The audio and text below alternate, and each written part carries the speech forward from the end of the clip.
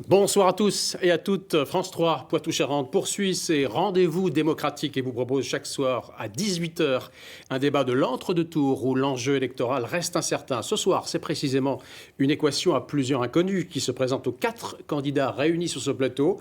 Je veux parler de l'avenir de Saintes. Qui sera le futur maire de la capitale de la Saintonge et de ses 25 200 habitants? Ce qui est certain, c'est que son visage est ici sur notre plateau. Avant le premier tour, vous étiez 6 candidats. Au soir du 15 mars, 4 qualifiés pour le second tour. Est arrivé en tête Jean-Philippe Machon. Bonsoir. Bonsoir. Vous êtes le maire sortant d'Iberdroite. Votre liste s'appelle Saintes 2026, belle, durable, vivante. Vous avez recueilli 21,6% des voix. Et je le rappelle, vous êtes soutenu par La République En Marche et les Républicains. En face de vous, bonsoir Bruno Drapron. Bonsoir Laïd. Vous êtes UDI, vous avez rassemblé 20,5% des suffrages sur votre liste qui s'appelle l'Action, le cœur en plus. En troisième position, Rémi Catroux, bonsoir. Bonsoir. Vous conduisez une liste de gauche sainte, écologique et solidaire. Vous avez rassemblé 19,1% des voix. Enfin, Pierre Ditz. Bonsoir. Vous avez réalisé 17,6% des suffrages au premier tour, mais désormais, vous portez une liste de fusion entre celle du MoDem de Pierre Maudoux et des écologistes emmenés par René Benchimol-Lorib. Votre liste s'appelle, et elle a donc changé de nom, Unis pour Saintes.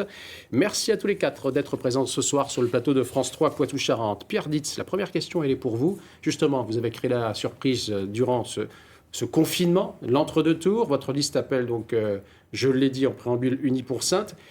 Vous avez fusionné avec la liste écologiste et la liste de MoDem de Pierre Maudoux. Mathématiquement, vous pesez 38% des voix, ce qui vous donne droit à espérer décrocher le Graal dimanche soir. Comme vous l'avez dit, fort justement, avec René Benchimol et Pierre Maudoux, j'ai rassemblé une équipe de 37 personnes. J'ai rassemblé une équipe d'idées, une équipe de compétences, une équipe d'expérience. Et j'estime que c'est une véritable chance pour la ville de Saintes. C'est une équipe qui représente une union plutôt qu'une fusion, une union solide, ouverte, opérationnelle. Et a priori, nous représenterions 39% des voix exprimées au premier tour. Je considère qu'actuellement, nous sommes la première force d'opposition au binôme Machon. J'ai une deuxième question. Parler d'une seule voix avec une gouvernance à 3 têtes, vous êtes confiant à l'avenir ? J'ai toujours été confiant. La période extraordinaire que nous avons vécue, où nous étions confinés, nous aura permis de mieux nous connaître.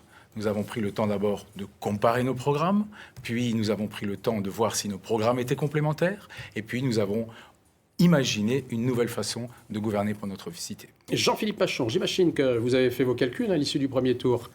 Une participation qui frôle à peine les 40%. Vous comptez donc aller chercher les abstentionnistes et peut-être aussi l'électorat des personnes âgées ? Je suis arrivé en tête lors du premier tour.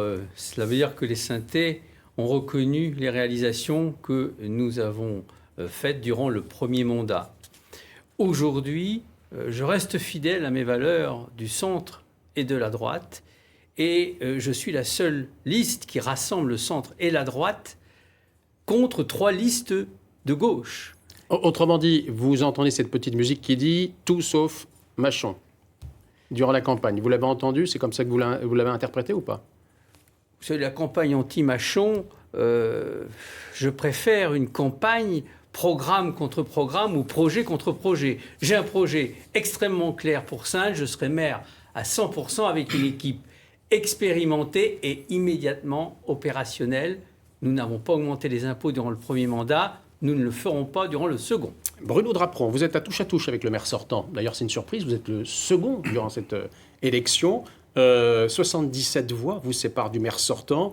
Et pourtant, donc, en additionnant vos 2 pourcentages, le vôtre et celui de Jean-Philippe Machon, finalement, vous faites le même score que Jean-Philippe Machon en 2014. Est-ce que vous entendez, vous aussi, critique à votre rencontre qui dit c'est vous le diviseur de la droite et du centre? Moi, je suis d'abord ravi de retrouver les Saintaises et les Saintais pendant cette nouvelle période de campagne. Alors, je ne les ai pas quittés parce que pendant ce confinement, je suis pompier professionnel, donc j'étais toujours sur le terrain en première ligne avec eux. Et moi, quand j'entends ce que j'entends, moi, je me dis que le vrai rassemblement, en fait, c'est moi qui l'ai fait, puisque moi, je l'ai fait depuis le premier tour. Monsieur Catroux a l'habitude de dire que je suis de gauche, Monsieur Machon, de droite, Monsieur Machon de dire que je suis de gauche. Donc je pense que moi, je suis le vrai centriste et je suis la seule liste qui a rassemblé des gens de gauche, des gens de droite, des gens du centre au premier tour. Et nous, on les a rassemblés pour construire avec eux un vrai programme pour les synthés. Rémi Quatreau, la famille de gauche n'a pas réussi à se rabobiocher. On était là d'ailleurs avec un débat concernait les 6 listes. Les Verts ont choisi Pierre Ditz et Pierre Maudoux. Vous vous attendez à passer 6 années dans l'opposition. Vous dites finalement les électeurs écologistes ou de gauche, eh bien ils choisiront. Alors nous ne faisons pas la campagne pour ne viser que l'opposition. Nous ambitionnons toujours de gagner ces élections. Et je voudrais un petit peu éclairer avec le paysage politique à Saintes, parce que C'est quand même assez particulier. Monsieur Machon nous fait rire à chaque fois qu'il nous parle de 3 listes de gauche. Merci, Monsieur Machon. En même temps, le centre, tout le monde sait en politique que le centre, historiquement, est à droite. Donc je voudrais, nous, on ne dit pas tout contre Monsieur Machon. On dit tout contre la droite et tout contre la République En Marche, et je le démontre. Nous avons donc 3 listes. La liste du maire sortant, qui est soutenue officiellement par la République En Marche. Dans cette liste, il y a le député Ardouin. Vous savez, celui dont on dit qu'il est décrocheur, classé parmi les 150 députés les moins actifs de l'Assemblée nationale. Sur la liste de M. Drapon, moi que j'appelle la liste de droite masquée, M. Drapon est à l'UDI.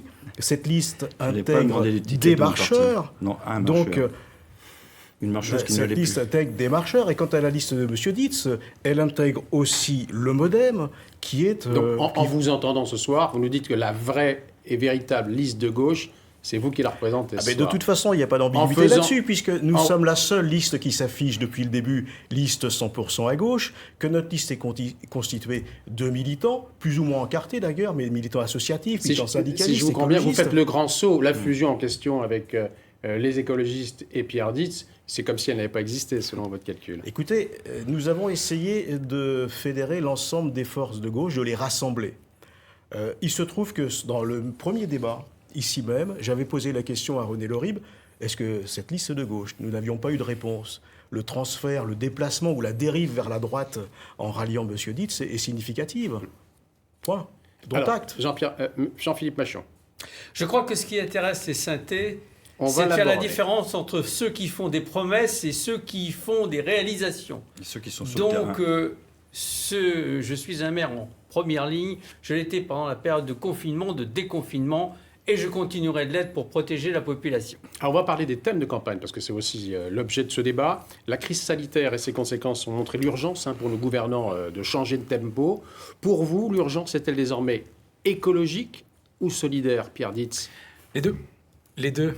Nous sommes dans une urgence de santé et donc de solidarité. Et Ça dans veut dire une que vous avez urgence revu économique. vos priorités à travers votre programme ou pas du tout? Exactement.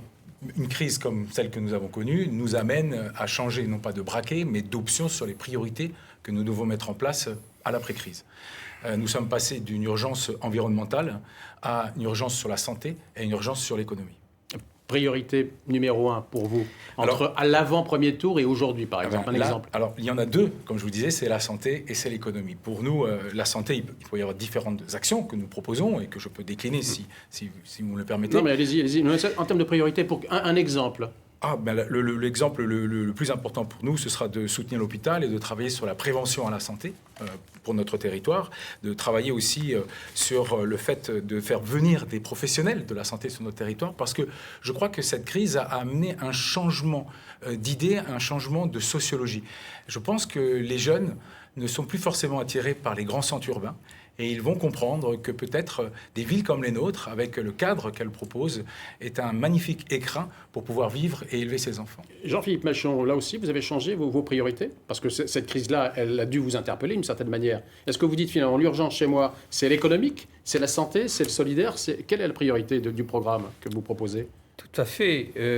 La priorité, désormais, c'est vraiment la relance économique et surtout la sauvegarde de l'emploi. Ça, c'est tout à fait fondamental. Je rappelle que durant mon mandat, nous avons sauvegardé ou créé plus de 600 emplois.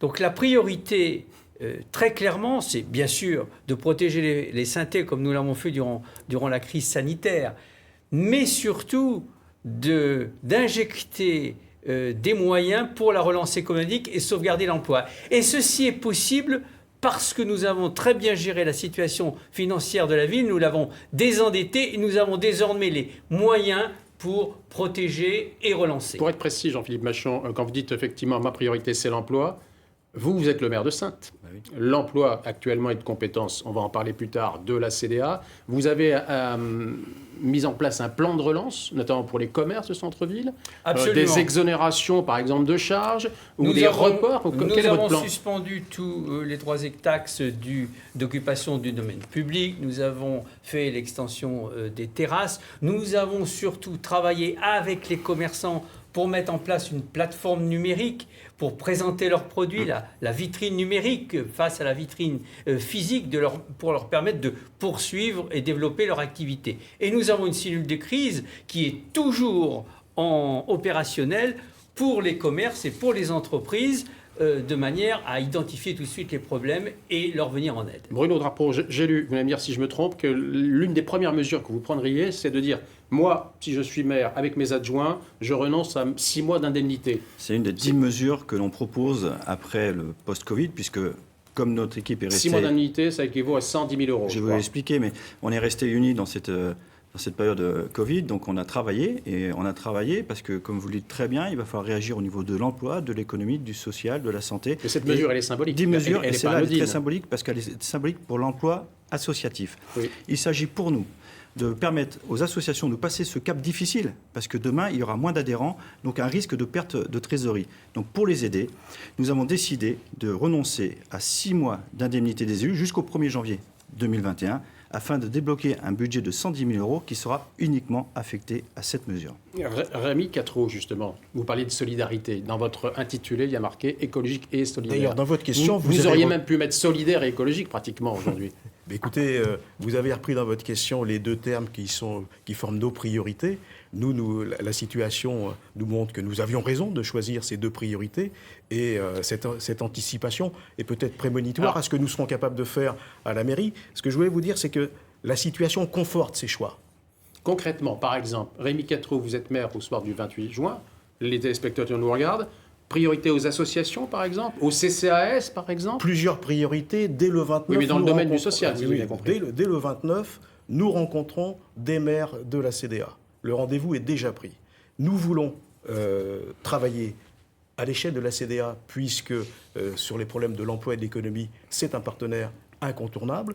Sur la ville de Saintes, nous proposons un plan municipal et intercommunal de sortie de crise qui va proposer des aides, en particulier... Et vous vous appuyez sur qui? Le CCAS, maître... Oui, bien sûr. C'est le maître d'œuvre. Bien sûr, et que nous espérons transformer en CIAS, puisque à l'échelle de l'intercommunalité, c'est un élément essentiel. Et dans votre plan, ça veut dire des embauches? Ça veut dire des subventions supplémentaires? Ça veut dire qu'il faudra doter de subventions pour remettre à niveau les aides, le CCAS. Ça veut dire qu'il faudra réorganiser, mais il faut traiter dans l'urgence. C'est-à-dire qu'il y a des familles qui ont souffert financièrement pendant cette période-là, qu'il va falloir soulager.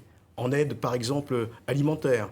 Et il va falloir peut-être se pencher sur le problème des loyers qui n'ont peut-être pas été payés. C'est-à-dire qu'il va falloir, pendant les 2 mois, soulager énormément. Donc, nous voterons une subvention exceptionnelle au CCAS. Alors, si j'ai bien aussi entendu, élu, que finalement, ce que vous allez donner au CCAS, entre guillemets, donner, pour pouvoir pour travailler, vous allez trouver l'argent en réduisant dans des domaines qui sont communication événementielle. Oh, oui, parce qu'il va falloir que vous trouviez l'argent. Vous les avez trouvés assez facilement, puisqu'on sait que ce sont deux domaines où il est possible de faire des économies substantielles à Saintes. En particulier, la communication doit être simplifiée pour qu'elle soit moins chère. Je pense qu'il y a moyen de gagner, de récupérer un petit peu d'argent. Et sur l'événementiel, oui, il y a une grosse source d'économie à faire. Rémi Quatreau, avant de passer la parole à Jean-Philippe Machon, juste une question très précise. Vous savez à combien s'élève la subvention de la mairie au CCAS de Saintes? Non, je ne le sais pas exactement parce que je suis pas élu. Je veux dire que je suis pas j'ai pas accès à tous les dossiers. Ce que je sais, c'est que cette subvention, elle doit être augmentée parce qu'elle n'est pas suffisante. Mais vous ne savez pas de combien elle est actuellement? Non, pas exactement. Je ne vais pas vous dire une bêtise parce que je vais faire bondir tout le monde. Non, je ne le sais pas. Mais mes camarades le savent. Le maire peut vous donner le chiffre. Le maire de Saintes, il sait la subvention qu'il donne. Absolument. Nous versons au CCAS 2,2 millions d'aides pour financer le CCAS. Pour combien de salariés? Et d'ailleurs... Combien de salariés au CCAS? Nous avons environ 300 salariés au CCAS. sachant que le CCAS donne Depuis que vous êtes arrivé en 2014. services à la personne. Depuis que vous êtes arrivé en Ah oui, 2014. ça s'est même renforcé. C'est renforcé. Ça s'est renforcé, Il y a déjà en particulier dans une politique de renforcement de l'aide à la personne.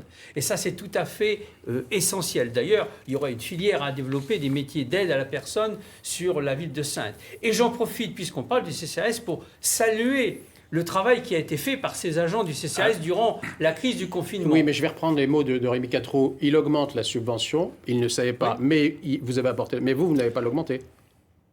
Certainement que nous allons revoir les besoins du CCAS et faire en sorte que ces moyens soient renforcés. Le renforcement des aides aux plus fragiles en financement, parce que nous avons les moyens, parce que nous avons bien géré la situation financière de la ville, ces moyens-là seront renforcés. Et je voudrais parler aussi de la Maison de la Solidarité, qui a aussi fait un travail extraordinaire pendant le confinement. Bruno Draperon, sur la question de la solidarité, ensuite on abordera le projet de l'ancien hôpital Saint-Louis. Je vous ai entendu, vos indemnités, ok, c'est symbolique, mais ça compte, Bien sûr. parce que ça parle aux gens. Mais ensuite... Mais ce n'est pas une histoire de parler aux gens, c'est que les politiques doivent aussi montrer l'exemple. Mais c'est bien ça. Donc c'est la raison pour laquelle nous avons fait ce choix-là. Le CCAS, il faudra très certainement, je crois qu'on est tous d'accord, il faudra augmenter la subvention au CCAS parce qu'il va falloir s'adapter à ce que nous venons de vivre. Les services à la personne vont évoluer, il y a des nouveaux services qu'il faudra créer. Pour assurer M. Quatreau, les élus de la CDA ont déjà lancé le CIS. C'est voté, nous allons le mettre en place, l'intention est partie. Donc la vocation à passer dans un CIS est déjà actualisée. Mais il faudra aussi aller aider le commerce. Moi, je ne vous entends pas parler du commerce.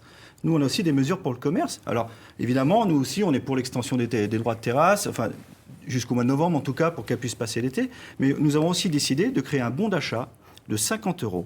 5 000 bons d'achat, un budget de 250 000 € que nous avons destiné Réservé à qui ? aux agents, enfin, aux personnes qui ont travaillé pendant ce Covid, qui ont été au plus près de la population.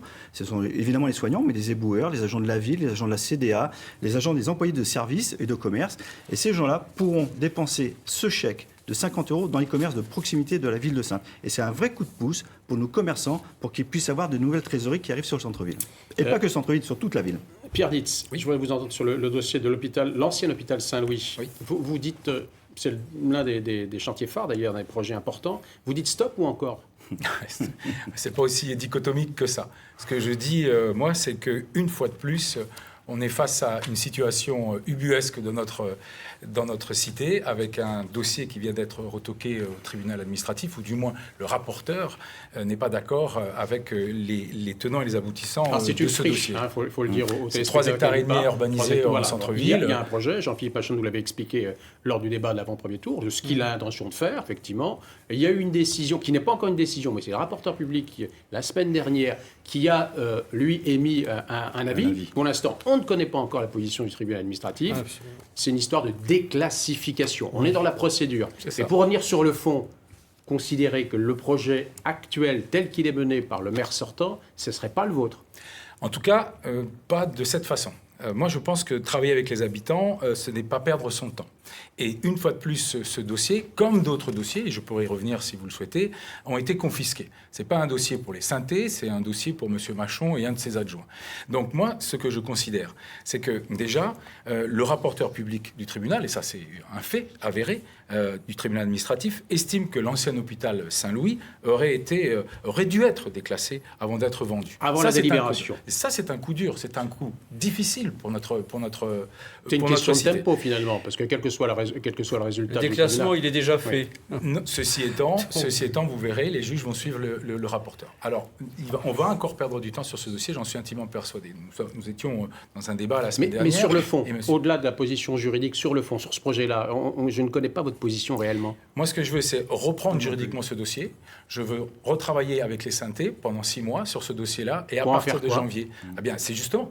Il faut qu'on travaille avec les Saintais sur ce dossier-là. Il ne s'agit pas de perdre de temps. Travailler avec l'INCITY, ça pose aucun problème. D'ailleurs, ils sont prêts, ce qu'on appelle les majors, sont prêts à travailler et retravailler sur le projet, s'il ne nous plaît pas sur le fond comme sur la forme, de façon concomitante. Nous devons à la fois reconsulter les Saintais pour retravailler sur l'avenir de ce projet qui ne donne pas satisfaction, comme de nombreux projets que M. Machon a amenés et qui n'ont jamais donné de concertation. Ça veut dire, si je vous entends bien, mais vous allez pouvoir répondre, mais Rémi Quatreau, sur ces questions-là, d'aménagement, d'investissement, Vous positionnez où finalement et comment? De façon très simple, c'est-à-dire que nous sommes opposés à ce projet.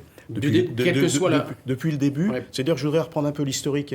La première mobilisation contre ce projet, c'était à l'initiative du Club citoyen, animé par Serge Maupeouet, qui est sur notre liste en position d'être élu. Et c'était un long travail de réflexion qui a mené à désapprouver ce projet sur la méthode, mais aussi sur la Mais nature. pour qu'on avance, Rémi Quatreau, pour qu'on puisse aussi que le téléspectateur puisse savoir un petit peu quelle est votre position, vous en feriez quoi de ce site, Alors, du site Saint-Louis? On y mettrait de l'habitat Voilà. mixte. On veut y implanter un musée, un grand projet de musée. Donc il faut tout revoir pour le coup. Ah oui, Et nous même sommes remettre en Alors, non cause. seulement nous sommes partisans de tout revoir, mais nous sommes aussi partisans de travailler sur la fabrication de projets, la conception de projets en partenariat avec les citoyens, mais pas que. Il y a un certain nombre de partenaires. Et pour mais aller aussi, juste- nous avons la volonté de Donc soumettre vous- à un référendum local le projet qui sortira. Donc vous remettez en cause l'opérateur Link City pour aller jusqu'au bout. Écoutez, il faut que la prochaine municipalité, celle que nous dirigerons, reprenne la main sur ce dossier-là. Donc oui, on ira jusqu'éventuellement. Après, si on doit Quitte travailler à avec eux, dépenser de pourquoi l'argent, pas. parce que juridiquement ça peut beaucoup coûter cher, non? Bah écoutez, on verra à ce moment-là. Mais on est suffisamment responsable et raisonnable pour prendre les choses au fur et à mesure où elles avancent. Et on prendra les décisions en s'appuyant sur la volonté exprimée des citoyens. Et je pense que le référendum local est un bon outil démocratique à utiliser. Ça veut dire que c'est pas sûr que ce type de projet arrive au bout d'un mandat. Mais nous sommes dans la perspective de durer plusieurs mandats. Jean-Philippe Machon et ensuite Bruno Draperon sur ce dossier-là. 3 précisions. Vous le maintenez, vous le soutenez Absolument. et vous irez jusqu'au bout. Et on ne peut pas laisser dire n'importe quoi. Le projet n'est pas du tout remis en cause par une question de pure procédure juridico-administrative sur la séquence entre le déclassement et la délibération. Le déclassement, Ça remet pas- il est ça remet fait. pas le projet sur Les le fond. travaux de démolition vont commencer dès le mois de septembre, donc ça ne remet pas en cause le projet. Et je précise qu'il y a eu des réunions publiques de concertation qui ont été menées par un cabinet extérieur et avec la participation de Link City, donc pour très largement expliquer, faire participer à l'ensemble de la population à l'élaboration du projet. Tout simplement, Maintenant, juste pour nous dire, finalement, votre projet, il arrive à terme, il sera réalisé au bout des 6 prochaines années?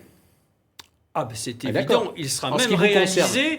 au cours des 3 prochaines années. Donc votre projet, C'est-à-dire, à vous, s'il va ce au bout- projet-là démarre, nous avons derrière les démolitions les fouilles archéologiques et ensuite la rénovation d'un certain nombre de bâtiments et la reconstruction d'autres bâtiments, sachant qu'il n'y aura qu'un tiers de toute façon de l'ensemble du site qui sera Sur les construit. 3 hectares. Sur les 3 hectares, il n'y en aura qu'un hectare de construit pour dégager une très vaste esplanade. Nous avons repoussé le positionnement de l'hôtel vers l'extérieur et donc un grand espace public donné aux Saintais et aux touristes. Et je précise une chose, c'est qu'il est faux de penser qu'on peut amender ou remettre en cause le projet. Compte tenu de la complexité des appels à projets, notamment des appels à projets nationaux, on est reparti pour encore un mandat, pratiquement 4-5 ans, où il ne se passera rien D'où mes et où questions. Saintes va continuer à vivre avec une friche bétonnée d'un ancien hôpital au centre-ville. Voilà ce que monsieur Machon, vous proposent pouvez pas dire mes ça. concurrents. Monsieur Machon, non, pas du tout. C'est Alors, pas du tout le cas. c'est Bruno Moi, Draperon et Pierre Ce n'est Ditz. pas du tout le cas. Moi, simplement, mon projet sera aussi fini dans 3 ans, sauf que c'est pas le même. Puisque la grande partie du projet, qui est celle qui concerne les logements, m'intéresse et je la trouve bien. Il y a une problématique sur votre projet, et vous le savez bien, ça ne fait pas l'unanimité en ville, notamment pour nos amis restaurateurs, c'est votre hôtel et le restaurant dans une chapelle. Nous trouvons ça complètement ubuesque. Les Saintais, et Pierre Ditz a raison de le dire, les Saintais ne sont pas d'accord avec ce projet. Donc nous reverrons cette partie-là. Et Link City, l'avantage d'avoir été retoqué sur une délibération, c'est que ça nous met en force pour travailler avec l'opérateur. Et aujourd'hui, on le sait, on sait que Link City est prête à travailler avec le futur maire de Saintes pour revoir ce projet. Même chose en ce qui vous concerne, Pierre Ditz. Complètement. Pour une fois, je suis d'accord avec monsieur Draperon. Ce qui veut dire Presque. que même vous, futur maire de Presque. Saintes, possible, maire de Saintes, vous pourriez travailler avec le même opérateur. Alors, complètement. Finalement, vous êtes Ceci 3 étant- à avoir travaillé avec le même opérateur, sauf Rémi Il Catron. ne faut pas perdre de temps. Ceci Oui, étant, Pierre travailler Ditz. avec cet Merci. opérateur n'est pas complètement exclu, c'est simplement que c'est pas l'opérateur qui doit être à la manœuvre, c'est la mairie qui doit, parce qu'elle représente la population, qui doit être à la manœuvre. Pierre Je Ditz, partageais je la reprends- même méconnaissance de ce Absolument dossier faux, et là, sur la absolument procédure faux. du Mais non, dossier. mais non. Il est impossible de remettre en cause On connaît vos le procédures de dossier, projet on connaît vos connaissances des sans, dossiers. sans dans la Parlez-nous des procédure, fouilles. Pourquoi des prendre fouilles? Qui 4 paiera à les 5 fouilles, ans monsieur de Machon? Qui paiera retard. les Il faut fouilles, tout monsieur remettre Machon? à zéro. Vous connaissez pas votre dossier? Qui paiera les fouilles, monsieur Machon? Ah si, C'est la je ville. connais parfaitement bien mon dossier. Sur la gouvernance, messieurs, on a beaucoup parlé, on parlait d'économie dans ce débat, de la compétence de la CDA, puisque c'est la compétence de la collectivité. Elle compte aujourd'hui 64 élus, dont 25 issus de la ville de Saintes. C'est ça. 36 communes. Pierre Ditz, le fait d'avoir fait un ticket Pierre Maudou et René Benchimol l'horrible, ça veut dire que vous êtes déjà répartis les postes? absolument pas. C'est pas du tout comme ça qu'on raisonne, contrairement à ce qui peut être dit ou pensé. Ce qui est Monsieur urgent Ledoux. et ce qui est légitime, c'est que la ville-centre dirige l'agglomération. Ça, c'est une évidence. Saintes doit être le moteur de l'agglomération. Et Saintes doit montrer l'exemple, ce qui n'a pas été le cas ces 6 dernières années. Il faut respecter les maires, il faut respecter les futurs délégués communautaires qui ne sont pas encore élus. En tout cas, ce qui est sûr, et nous en avons parlé ce matin, si M. Machon était élu maire de la ville de Saintes, il ne sera plus jamais président de l'agglomération. Donc, par rapport à ça, ce que je propose, et c'est comme ça que j'ai demandé à mon équipe de fonctionner, on ne se concentre que jusqu'à dimanche prochain. L'essentiel, c'est de gagner les élections. Dimanche soir, on prend une décision en fonction des résultats. C'est-à-dire que la décision Et n'est très pas encore rapidement, prise, n'a pas été prise Elle sera dans vos prise. accords de fusion. Elle sera prise dès le lundi matin. J'inviterai les maires élus, une fois installés, ou dans la même semaine. Et puis, ensemble, nous prendrons la décision de savoir quelle est la personne qui sera à mieux de diriger cette agglomération. Rémi Catron, vous aviez relevé un point de divergence avec les Verts sur la gouvernance à la CDA. Les Verts avaient dit, nous finalement, ça ne nous intéresse pas. Donc on a déjà une demi-réponse. Les Verts ne sont pas intéressés par la présidence de la CDA. Mais vous avez dit le contraire, vous avez dit, moi, si, ça m'intéresse, être président de la CDA. Bien sûr, donc je ne dirais Et rien sur... et vous n'avez pas changé. Non. En général, quand on a une option politique, on la garde.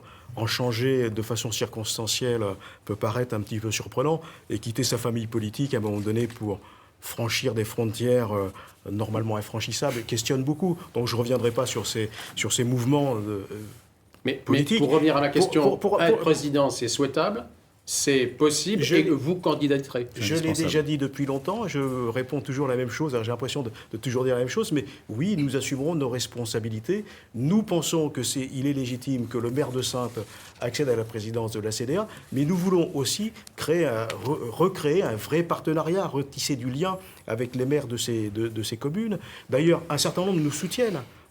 Un certain nombre nous encouragent. Et en dehors des maires et des élus de la CDA, on a aussi des conseillers départementaux. Je voudrais citer aussi le soutien très clair de Jackie Aymon, conseiller régional, qui soutient notre liste et qui ne soutient que notre liste. Et on ira même jusqu'à partager les vice-présidences avec des maires de petites communes et aussi des maires qui ne pensent pas forcément J'ai comme une question Ça, c'est de toujours Candide. au Moi, j'ai une président. question Cette pour fois, Bruno c'est Drapon. Oui. Comment se fait-il que vous dites effectivement, vous reprochez à Jean-Philippe Machon, ça n'a pas marché, il n'a pas été président de la CDA, il l'a été un temps, mais pas longtemps. Pourquoi qu'est-ce qui garantit que ça marcherait avec vous alors que ça n'a pas fonctionné avec Jean-Philippe Machon? Bruno Drapon sur cette question de la gouvernance. Quelle garantie vous nous donnez? Tout simplement, il faut être à l'écoute des autres. Et aujourd'hui, ceux qui en parlent le mieux de la présidence de la CDA, ce sont les maires de la CDA, les autres maires, les 35 autres maires, qui disent tous ils ont envie, c'est eux qui nous le demandent, que le maire de Saintes soit président de l'agglo. Pourquoi? Parce que ça permet de donner une dynamique et ça permettra de travailler tous ensemble. On l'a dit, le développement économique, c'est important, c'est la compétence de l'agglo. Il faut que le maire de Saintes soit président de l'agglo, c'est eux qui le disent. Par contre, ils disent aussi ce qu'ils ne veulent pas. Ils ne veulent pas d'un président qui ne les écoute pas et qui travaille seul. Ils ne veulent pas d'un président qu'on leur imposerait suite à une espèce de mixte de liste et qui ne serait pas maire. Donc, ils veulent que ce soit très clair. Et pour l'instant... Interrogez-les, vous le verrez, enfin les Saintais le savent, ils sont prêts, ils attendent le 28 juin pour avoir un président de l'agglo efficace et disponible. Alors justement, Jean-Philippe Machon, qu'est-ce qui n'a pas marché? Puisque finalement, vous auriez dû être le président naturel de cette CDA. Il l'a été. J'ai été effectivement le président de la CDA, mais il faut sortir un petit peu des caricatures et puis se rappeler le jeu politique d'un certain nombre d'élus qui avaient qui n'avaient pas 14 accepté vice-présidents démissionnés, le 14 fait, vice-présidents, c'est le pas fait politique. que j'ai pu être élu. Si, Mais si, je comprends bien. sortons Vous de avez ces fait caricatures. l'objet d'un coup d'État Moi, permanent, pour reprendre un petit peu. Non, c'est exactement ça.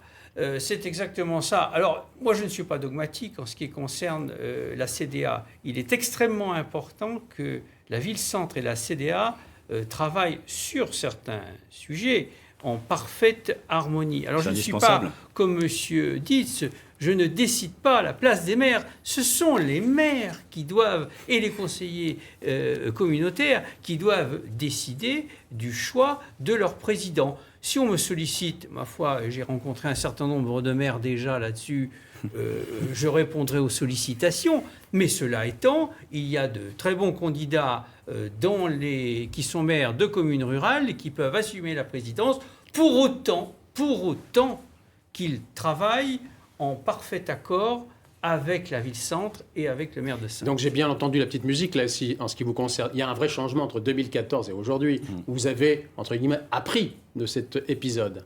Donc ce que vous nous dites ce soir, que je ne suis pas forcément naturellement le président naturel. D'abord, je pourrais ne pas l'être. Donc c'est ce que vous nous dites ce soir.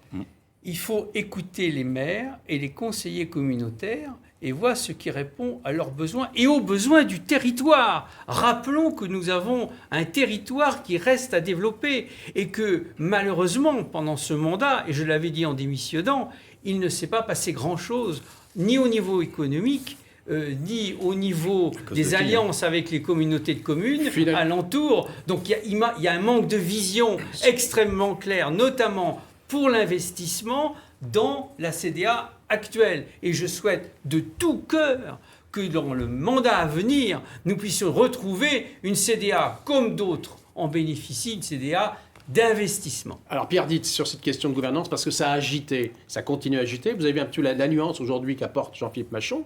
Pas forcément l'épisode de 2016 est resté un petit peu en travers politiquement. Vous êtes totalement assuré de pouvoir remplir cette mission de gouvernance, de présidence à plusieurs têtes, et puis de travailler dans la paix et l'harmonie avec les autres communes? Une fois de plus, j'ai du mal m'exprimer. J'attends dimanche prochain pour avoir les résultats, et dès le lundi, je provoquerai une réunion avec l'ensemble des élus de l'agglomération, et nous déciderons ensemble quelle est la personne qui sera à mieux pour diriger cette agglomération. Mais je reviens sur les propos de M. Machon. Il est déconcertant. Il est assez extraordinaire parce que ses idées et ses convictions prennent rapidement la couleur de ses intérêts en fonction des fluctuations.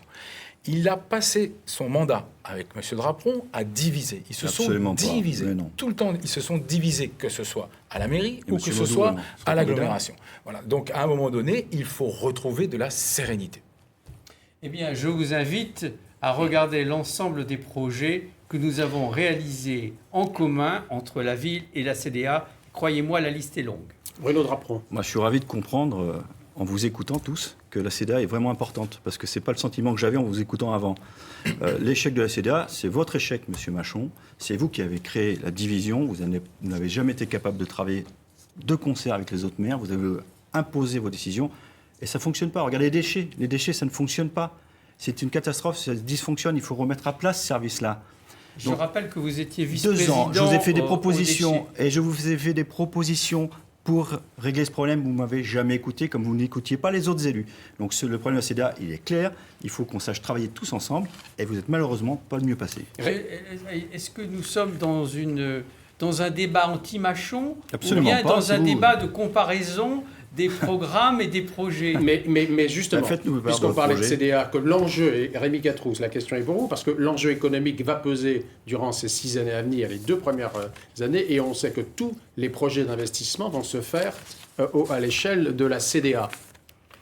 Oui, alors, j'aurais voulu vous m'associer par rapport à ce qu'on dit tous la même chose sur la CDA. Moi, j'ai toujours des arguments les mêmes. J'ai toujours dit que la CDA, on y attachait beaucoup d'importance. C'est vrai qu'on a ce point commun. Mais le bilan, Rémi Catrou, il vous convient ce bilan des 6 ans, le fonctionnement de la CDA? Écoutez, vu de l'extérieur, si on ne voulait pas en rire, c'est quand même ça interroge. Non, objectivement, il faut que la CDA retrouve un rythme de travail.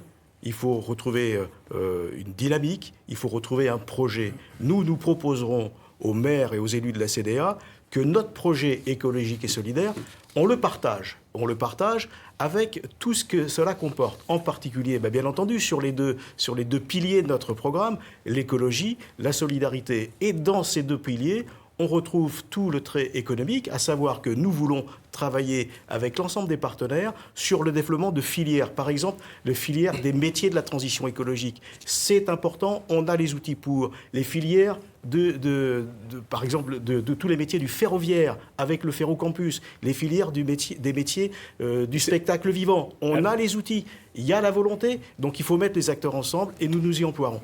Pierre Ditz, il nous reste 4 minutes. Je vous ai conservé 1 minute de notre temps pour mettre en avant ce que vous souhaitez faire au soir du 28 et du 3 juillet, puisque c'est l'installation des futurs maires. Quel maire souhaitez-vous être? Alors, avec mon équipe, Unis pour Saintes, nous avons la volonté d'agir sans délai, avec transparence, avec sérénité, avec tous les Saintais, dans l'union, à la ville comme à l'agglomération. Moi, je suis déterminé. Vous tiendrez un discours de vérité? Tout le temps. Je suis déterminé pour être votre maire.